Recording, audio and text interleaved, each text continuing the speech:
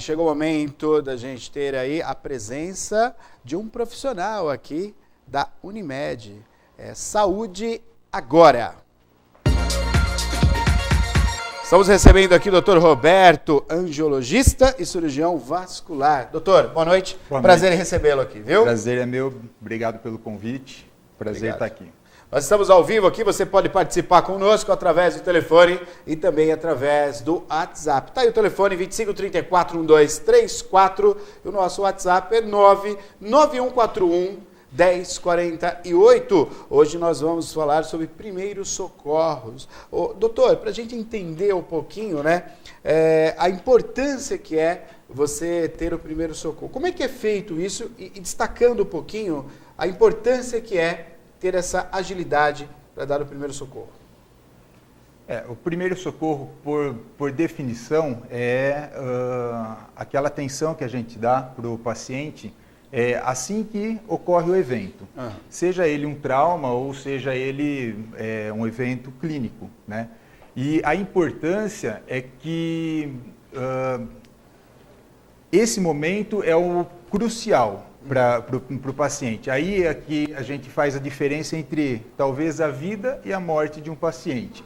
E não só isso, a gente consegue diminuir a quantidade de sequelas que o paciente pode ter. Então, a gente chama a primeira hora no trauma, a hora de ouro, né? Ou nos pacientes clínicos, os 10 primeiros minutos que nós consideramos a hora de ouro, porque a gente faz toda essa diferença para o paciente. Perfeito. Estamos ao vivo aqui, tem pergunta também com a Maria. Pois não, Maria. Doutora, eu queria que o senhor falasse um pouquinho qual é a forma correta de prestar esse primeiro socorro em alguém. Bom, a forma correta é a gente não causar mais danos. É a primeira regra, né, de todo socorrista. A gente tem que ajudar o paciente tentando não causar mais dano, né, nesse paciente. Como fazer? O profissional de saúde, o emergencista, ele tem uma formação completamente diferente e peculiar, porque como essa primeira hora é de maior importância para o paciente, a gente tem que prestar um serviço de qualidade, né? Agora, como prestar para a população, né, que eu acho que a gente está se dirigindo a eles também, eu acho que sempre ter em mente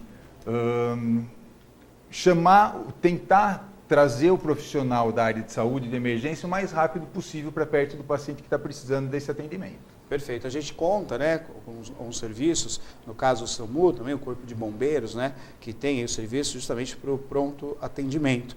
Mas há possibilidade também, doutor, de ter um kit, por exemplo, tem alguns estabelecimentos, né, onde você tem uma movimentação muito grande, você tem um profissional. Como é que, há um tempo atrás, já falando isso, queria que o senhor tocasse no assunto, há um tempo atrás era obrigatório a gente comprar um kit. Que se você não comprar esse kit, você levaria uma multa, enfim. Quer dizer, se eu não tenho uma orientação de fazer o primeiro socorro, como é que eu vou andar com o kit? Eu queria que o senhor falasse primeiro a importância que é de ter esse material, né, em algumas empresas, estabelecimentos, e depois o leigo, que não conhece nada, ter um kit também. Como é que funciona isso? Eu acho que o kit é um pouco perigoso. Perfeito. Eu acho que eu trabalhei 13 anos no SAMU. Certo, né? certo. E teve até uma passagem engraçada até, que saiu uma ocorrência, era um motociclista, né? E ele tinha caído, mas só estava ralado, né? E quando nós chegamos no local, ele estava pulando de dor, né? O que aconteceu? Naquele kit de primeiros socorros tinha, não sei se era mertiolate, não sei o que era. Sim. E chegou o rapaz que estava com o kit e jogou mertiolate em cima do paciente inteiro. Então, assim, eu acho que é um pouco perigoso o kit, né? No máximo, se você vai prestar um socorro, se você tem uma possibilidade de fazer isso, talvez uma luva para proteção, para não ter transmissão de doenças, né? Perfeito. Através de secreções, de sangue e tudo mais. Eu acho que o principal kit seria um telefone. Um telefone, né? Chama um 92 ou um 93. Para acionar quem realmente pode fazer o atendimento. Ajudar. Doutor, já falando nisso, né, a questão, a gente sabe que a gente até mostrou um tempo atrás aqui um acidente, né, que não foi grave, mas o que chamou a atenção foram as pessoas que se colocaram à disposição de ajudar. O risco que doutor, para as pessoas, de repente, na ânsia de ajudar, né, ou um motociclista, que é muito comum, eu acho que 90% dos acidentes relacionados com o trânsito está envolvido o motociclista. Infelizmente, né? Acontece todos os dias, uma frequência muito alta, uma quantidade muito grande. Mas o perigo que é você, na ânsia de querer ajudar, puxa a pessoa de dentro do carro, se de repente tenta levantar a pessoa. Isso é um risco à pessoa que se acidentou, doutor? Não só a pessoa que acidentou, também a pessoa que está querendo prestar o serviço. A gente que trabalha com serviço de resgate, primeira lei que nós temos que seguir é não se tornar outra vítima. Então, sempre que você chega num ambiente, num local, primeira coisa, você não vai direto à vítima, você tem que perceber o local onde você está para você poder chegar com segurança para fazer o atendimento com aquela vítima, porque senão você pode se tornar mais uma vítima.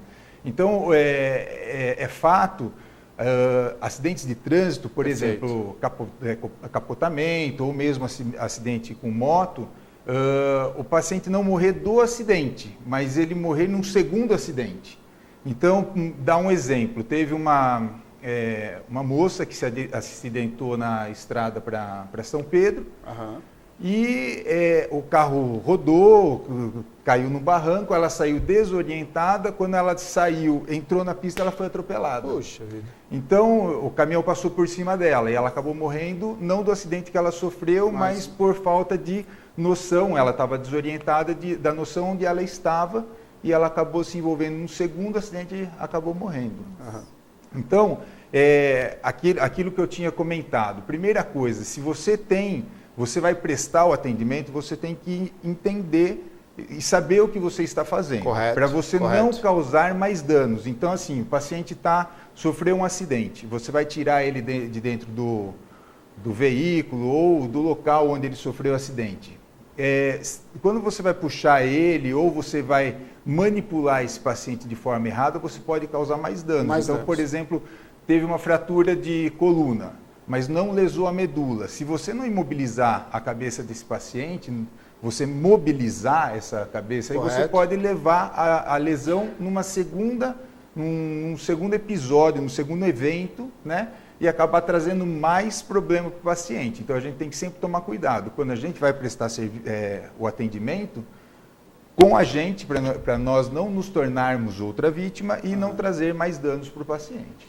Perfeito. Estamos ao vivo aqui, você pode participar conosco através do telefone 2534-1234 ou através também do WhatsApp. Hoje nós estamos falando sobre primeiros socorros, né? Estamos aqui com o Dr. Roberto para tratar sobre isso. Você pode participar fazendo a sua pergunta. E chegou pergunta pelo WhatsApp, né, Maria? Chegou pois sim. Não, vamos lá. Doutora Aline, ela está querendo saber como faz, né, se a vítima está tendo, ela colocou 3 situações, infarto, convulsão ou parada respiratória. Perfeito. Ou ainda outros, né? O que deve fazer?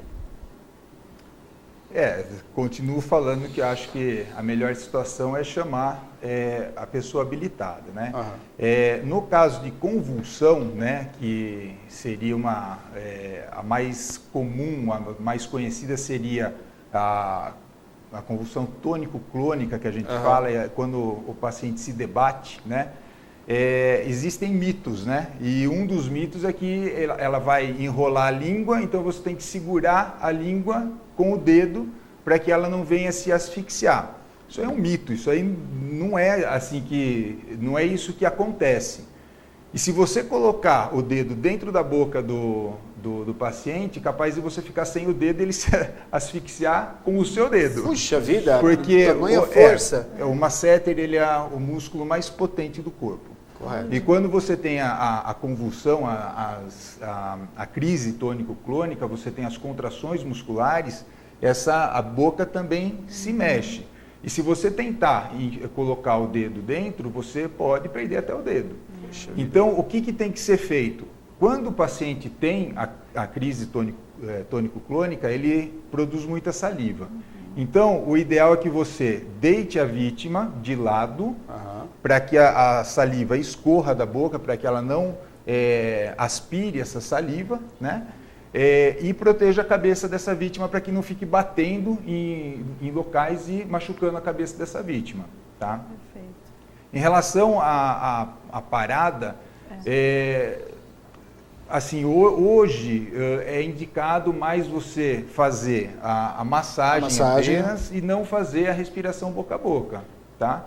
Então, você deve deixar a vítima deitada de barriga para cima, numa superfície rígida, né? E fazer compressões no meio do peito, mas para isso você também tem que ter o mínimo de conhecimento, eu acho. Agora, em parada respiratória, né, precisa ver, existe uma situação que é muito comum, que é quando a pessoa engasga.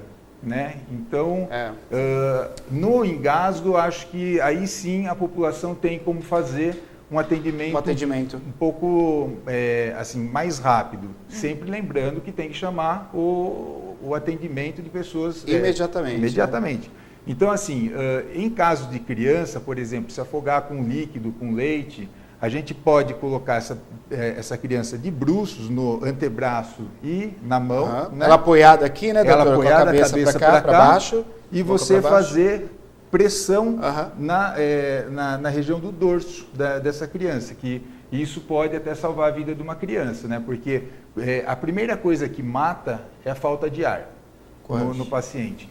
Então, mesmo você chamando o serviço de resgate, você tem que fazer pode não ter um tempo hábil. Uma manobra até a equipe chegar, correto? Isso. E em caso de adulto, existe uma manobra que chama de Heimlich, que você fecha o punho, né? Você coloca bem na altura do estômago, pegando a pessoa por trás, né? Você faz você abraça a pessoa por trás com a mão fechada na altura do estômago e você faz pressão para tentar desobstruir a via aérea. Doutor, para a gente identificar, seria a famosa boca do estômago? A boca do estômago. Né? Apertando assim para poder... Agora, acidentes, a gente tem que ir para um rápido intervalo, o doutor está conosco aqui, o assunto é muito interessante, eu acho que isso serve justamente de orientação para quem está em casa, né? Falando um pouquinho, a gente vai entrar num tema também que são os acidentes domésticos, que acontecem muito. Bastante. Com idosos e com crianças, né? A questão de tropeçar no tapete, a questão de se engasgar, o senhor acabou de falar, a criança engasga muito. Tem alguns casos que, graças a Deus, nós tivemos um final muito feliz, por atendentes do SAMU e também da Polícia Militar, né, que hoje estão habilitados a orientar o pai e a mãe. Já vamos falar sobre isso já. A gente vai para um rápido intervalo, a gente já volta já com o doutor aqui no nosso quadro Saúde Agora. Se você tiver alguma pergunta, você pode participar conosco. É rápido intervalo, não sai daí. A Unimed Piracicaba enumera tudo o que tem de melhor para oferecer a você. O mais completo plano de saúde da cidade e região. Só a cooperativa médica líder em Piracicaba conta com mais de 590 médicos cooperados. Programas de medicina preventiva, pronto atendimento adulto, infantil, ortopédico e ginecológico. E o melhor, você. Vendas 19 34 17 1800. Unimed Piracicaba, 47 anos de muita saúde.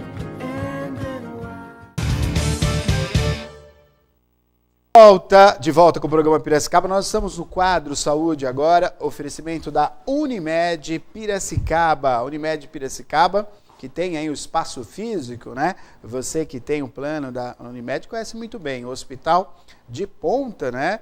Aqui na nossa região, sem sombra de dúvida, com os melhores profissionais atendendo você. A Unimed é a nossa parceira e temos o quadro aqui onde profissionais da Unimed vêm até o programa justamente para esclarecer e orientar toda a população. Hoje nós estamos falando sobre primeiros socorros, né, que é muito interessante. O primeiro socorro, a situação de pânico que muitas pessoas, infelizmente, acabam passando, né? A gente falou sobre a questão dos acidentes de trânsito no dia a dia, às vezes até acidente de trabalho, né? As grandes empresas, ela tem ali no seu corpo de funcionários, na sua equipe, geralmente tem um bombeiro que ele está apto a fazer esse primeiro socorro, que é fundamental importância. Mas quando, doutor Roberto, quando acontece em casa, às vezes numa situação até de você estar relaxado, é um domingo, um almoço, e de repente no meio do almoço, infelizmente, é muito comum acontecer, um familiar engasga. A primeira coisa que acontece, ao ver a pessoa naquela situação, é uma situação de pânico, né, doutor? Então Sem vamos dúvida. tentar detalhar isso, justamente para orientar as pessoas que a qualquer momento pode acontecer esse tipo de coisa. Como se deve proceder os familiares, as pessoas que estão na companhia daquele ente querido que de repente está engasgado? É bem complicado, porque quando você vê uma pessoa que é da família, você tem um envolvimento emotivo, né, emocional, é difícil de você manter a calma, mas a gente tem que tentar isso aí. E uma coisa que acontece as pessoas ficam muito em cima, cercam muito. Não, nessa hora a gente precisa de uma pessoa que tenha a postura de, vamos falar assim, de liderança, né, para tomar algumas condutas. E, como eu já havia mencionado anteriormente, esse tipo de atendimento, eu acho que é muito legal e muito importante que as pessoas saibam como fazer, né? Uhum. Então, o que a gente precisa fazer? Em casos de crianças, né, que eu acho que é até bem mais comum, desesperador, né? e comum também, né? A gente tem que saber o que fazer e sempre o que a gente pode fazer. Em crianças pequenas, né, bebês ou crianças talvez até uns 3, 4 anos, a gente consegue colocar ela apoiada sobre o antebraço, né, e a mão. E sempre com a cabeça, né, fazendo o apoio da cabeça para que não caia, né, a cabeça, e fazer compressões com ela de bruços, né, a face voltada para baixo. A boquinha, né, vai estar para baixo, né? Isso, boquinha para cá, e você fazer compressões. Uma coisa que a gente nunca deve fazer é tentar enfiar a mão dentro da boca para tentar puxar, porque nessa situação, às vezes a gente acaba empurrando, se for material sólido, a gente acaba empurrando e acaba talvez até obstruindo de vez a via aérea e piorando o caso, né? Agora, em adultos, aquela manobra de Heimlich que eu comentei, que é abraçar a pessoa por trás, com uma mão fechada, na altura da boca do estômago, né? E fazer compressões para tentar fazer a desobstrução. Tá? O doutor tem uma vasta experiência, né? Também já fez parte do quadro do SAMU aqui da cidade, né? Aqui na cidade mesmo, doutor, o senhor trabalhou, né? Sim. Então, a visão, sem sombra de dúvida, a visão do doutor, quando ele olha o ambiente, ele já consegue identificar situações de perigo. Né? Mostrou uma foto aqui o SAMU, aliás, quero mandar um abraço a toda a equipe do SAMU, são realmente anjos aí, 24 horas para ajudar, e quem realmente passou por uma situação e precisou do SAMU, faço aqui também as honras, a equipe o Corpo de Bombeiros da cidade de Piracicaba, que é excelente também, quem um dia precisou sabe o quanto é importante ter o SAMU e ter a equipe de bombeiros em sua cidade.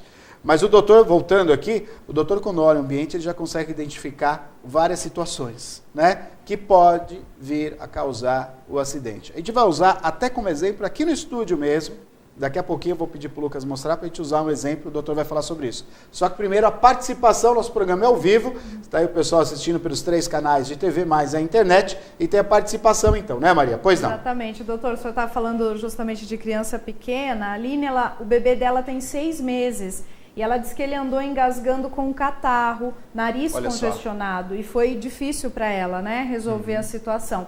Queria saber como que ela pode proceder, ela até diz aqui se ela pode aspirar com a boca numa urgência. O que ela poderia fazer, doutor?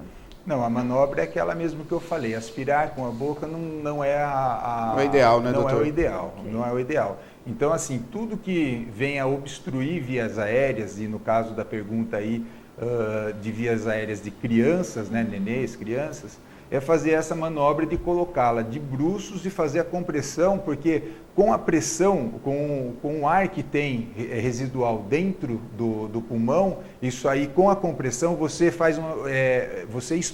tende a expulsar o que está obstruindo. Tá? Então é melhor, a situação é assim, melhor do que aspirar. Tá? Doutor, vamos falar um pouquinho a gente tem, já está com o tempo avançado, mas acho que dá tempo, a situação para você até se precaver, né? Às vezes tem a situação de emergência, você tem que agir, como o senhor falou, tendo a calma e uma visão de liderança e agir, automaticamente já acionar as equipes de emergência, que é fundamental, né? Em todo tipo de situação, algo aconteceu, acione o SAMU, acione o Corpo de Bombeiros. Mas aqui eu vou pedir para o Lucas mostrar a questão dos acidentes domésticos. Vamos colocar, claro, nós estamos no estúdio, mas, por exemplo, eu vou pedir para o Lucas mostrar justamente essa parte de baixo do nosso estúdio, onde passa, né, o equipamento. Ali é algo que pode provocar um acidente, correto, doutor? Vou pedir para o Lucas ali aproximar a nossa calha, viu, Lucas? Por gentileza, que está ali ao lado da poltrona, a calha. Então, a gente tem uma passagem e tem uma calha. Né? A gente sempre avisa as pessoas que por aqui passam, olha, tem uma calha, toma cuidado, mas a gente, toda vez a gente vai e pisa nela, né? Quer dizer, com a visão do senhor, é uma possibilidade de um acidente doméstico, correto? Correto, sem dúvida. E não é uma situação infrequente, tá? Perfeito. Então, a gente vê muito em residências, né? Tapetes, mas assim... Taco solto. Eletrodomésticos, assim, às vezes a residência ela não está adequada a ligar os aparelhos domésticos onde a gente gostaria. E às vezes fica fio pendurado, fica fio no meio do caminho. Isso aí já é uma situação que pode provocar um acidente. Perfeito. Você chegou a comentar a respeito de tapetes, né? Tapetes, casa da vozinha, do vozinho, eles adoram tapetes, né? Tapetes. E o tapete gosta de passar o pé nos vozinhos, vozinhos, né? E eles acabam se acidentando e às vezes de forma grave, né? Então, assim, se gosta de tapete, quer usar o tapete, tem que usar tapetes que são adesivos ou que não fique com orelhas, né? Com levantamento nas bordas, né?